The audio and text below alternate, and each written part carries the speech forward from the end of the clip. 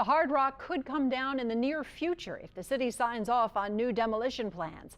But before that happens, some other demolitions will need to take place first. Danny Monteverdi has that story. When demolition crews begin to pick apart the Hard Rock, that debris will have to go somewhere. Plans call for demolishing 3 other buildings in the shadow of the hotel to create that space. 2 of those buildings have been on Canal Street since the early 1900s. 1027 Canal sits right next to the Hard Rock. It was the Alamo Theater when it opened in 1908 and was later a Rubenstein's location. And next to that is this nondescript building that today houses a beauty shop.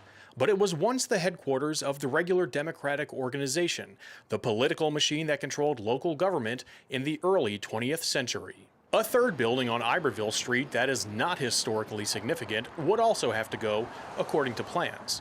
Preservationists pushed back against the plans when they first came up late last year. We have no trust factor in this company at this point. And Fire Chief Tim McConnell said at the time he wasn't convinced that more buildings had to come down. And this has all got to be supported by hard data from engineers and the contractors and independent people who can verify whether it's really necessary. The Preservation Resource Center was among those asking for the buildings to be saved if possible. But on Tuesday, the board president issued a statement that reads in part, "All historic buildings are important to the PRC, but if 3 additional historic buildings must be sacrificed to ensure safety during the hotel site's demolition, the PRC will advocate for a redevelopment plan that honors this historic site and a design that serves the public interest." It's the next step in a process that could be done by October if all goes according to the new plan.